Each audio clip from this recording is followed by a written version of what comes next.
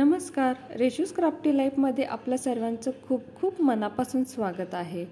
आज आपण चमचाभर साखर वापरून काळी कुट्ट झालेली ही तांब्याची भांडी खूप जास्त मेहनत न घेता काही मिनिटातच एकदम नव्यासारखी चमकवणार आहोत। तर सर्वात आधी आपण याचा रिझल्ट पाहूया, त्यानंतर हे सोल्युशन कसं बनवायचं हे पाहूया। तर आता इथे बघू शकताय, इथे हा साखरेचा वापर केलेला आहे आणि हे एकदम काळे कुट्ट झालेलं भांडं आहे, पण मी एकदम हलक्या हाताने घासत आहे।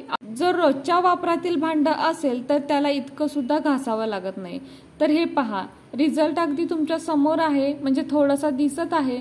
मी अजून याला जास्त घासलेलं सुद्धा नाहीये आणि बघू शकताय जसा जसा हात फिरेल तसं तसं हे भांडं अगदी चमकत आहे। तर अधूनमधून आपल्याला ही तांब्याची भांडी लागत असतातच, पण सणांच्या वेळेला तर आवर्जूनच हवी असतात। तर आता इथे आपण बघू शकतोय साखरेचा वापर करून हे भांडं आपण घासलेलं आहे। आता हे आपण स्वच्छ धुवून घेऊयात। तर आता इथे आपण बघू शकतोय स्वच्छ पाण्याने हे भांडं धुवून घेतलेलं आहे आणि याची चमक पहा, अगदी छान चमकत आहे। सुरुवातीला हे भांडं किती काळं कुट्ट होतं, खूप सारे यावरती डाग पडलेले होते आणि आता आपण बघू शकतोय एकदम छान अगदी नव्यासारखी याला चकाकी आलेली आहे, कोणत्याही पावडरीचा व केमिकलचा वापर न करता। तर बघूया हे कसं बनवायचं। तर इथे एक वाटी घेतलेली आहे, म्हणजे कोणतंही आपण एखादं भांडं म्हणजे प्लेट वगैरे पण घेऊ शकतो। आता या वाटीमध्ये 1 चमचा मीठ घालायचं, त्यानंतर 1 चमचा साखर घालायची, त्यानंतर हाताने किंवा एका चमच्याने हे चांगले एकत्र मिक्स करून घ्यायचं। त्यानंतर आपल्याला इथे अजून एक साहित्य लागणार आहे, तो म्हणजे लिंबू। तर इथे मी अर्ध्या लिंबाचा वापर केलेला आहे। तर लिंबू आपल्याला यामध्ये डीप करायचं आहे आणि हे मिश्रण आपल्याला असंच वापरायचं आहे।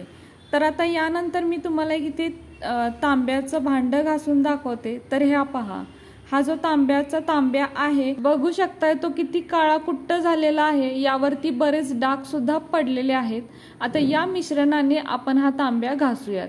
तर बघू शकता काळा कुट्ट झालेला तांब्या हा, जसं हे माझा हात फिरत आहे तसा तो अगदी लगेचच चकाकत आहे। तर हे पहा, खूप जास्त घासावं सुद्धा लागत नाही। जर आपण या ठिकाणी कोणतीही पावडर वगैरे वापरली असती तर खूपच घासत बसावं लागतं, त्यानंतर ते स्वच्छ होतं। पण हे जे मिश्रण आहे ते वापरलं तर खूप जास्त मेहनत घेण्याची, म्हणजे खूप जास्त भांडं घासत बसण्याची सुद्धा गरज लागत नाही।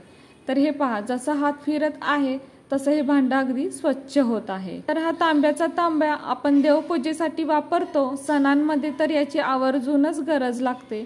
नेहमीच्या वापरातला असेल भांडं तर इतकं सुद्धा घासत बसण्याची गरज नसते। आता मी हा बरेच दिवसांनी घासत आहे, जसं तुम्ही मगाशी पाहिला होता की एकदम काळा कुट्ट झालेला होता व बरेचसे यावरती डाग सुद्धा पडलेले होते।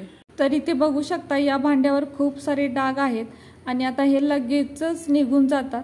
तर हे पहा, अगदी काही मिनिटं सुद्धा लागत नाहीत, म्हणजे काही सेकंदामध्येच हे डाग अगदी निघून जातात। तर जे आपण मीठ आणि लिंबू वापरलेलं आहे यामुळे तर काळेपणा जातोच। तर साखर कशासाठी वापरायची? साखर वापरल्यामुळे भांड्याला खूप छान चकाकी येते, जे काही डाग आहेत ते पटकन निघून जाण्यास मदत होते। फक्त काय करायचं, हा लिंबू जो आहे तो सारखा या मिश्रणामध्ये डीप करून घ्यायचा। असं केल्यामुळे बघू शकताय अगदी लगेचच याचा काळेपणा जातो। फक्त अधूनमधून या लिंबूला या मिश्रणामध्ये डीप करायचं आणि हे भांडी अशी घासून घ्यायची, यामुळे भांड्याचा काळेपणा जातोच व याला छान अशी एक चकाकी येते, भांडं अगदी नव्यासारखं चमकायला लागतं। त्याचबरोबर आपला खूप वेळ सुद्धा जात नाही। तर बघू शकता हे भांडं असं मी बऱ्यापैकी घासून घेतलेलं आहे, अगदी कमी वेळेत हे भांडं आपलं घासून झालेलं आहे। आता याला आपण स्वच्छ पाण्याने धुवून घेऊयात। तर मी स्वच्छ पाण्याने ते भांडं धुवून घेतलेलं आहे आणि बघू शकताय सर्व डाग यावरचे नाहीसे झालेले आहेत। भांड्याला छान अशी एकदम चकाकी आलेली आहे, भांडं एकदम नव्यासारखं चमकत आहे। आणि शिवाय घरातील फक्त 3च साहित्यात हे मिश्रण तयार केलेलं आहे, लिंबू, मीठ आणि साखर। फक्त 3 साहित्यामध्ये कमी वेळेमध्ये आणि खूप जास्त मेहनत न घेता ही भांडी बघू शकताय किती छान अशी चकाकत आहेत। एकदम नवीन भांडी आणली आहेत की काय असं वाटतं। तर फ्रेंड्स, कसा वाटला तुम्हाला हा आजचा व्हिडिओ जर तुम्हाला थोडा जरी कामाचा वाटत असेल तर आपल्या माणसांसोबत नक्कीच शेअर करा. ही ट्रिक त्यांच्याही कामी येईल. आणि हो, व्हिडिओ जर तुम्हाला थोडा जरी आवडला असेल तर प्लीज आपल्या या व्हिडिओला एक लाईक नक्कीच करा. नवीन असाल तर चॅनलला सबस्क्राईब करा, सोबत बेल आयकॉन प्रेस करा, म्हणजेच मी बनवलेले असेच नवनवीन व्हिडिओ सर्वात आधी तुम्हाला मिळतील. आता पुन्हा भेटू अशाच एका नवीन व्हिडिओ सोबत.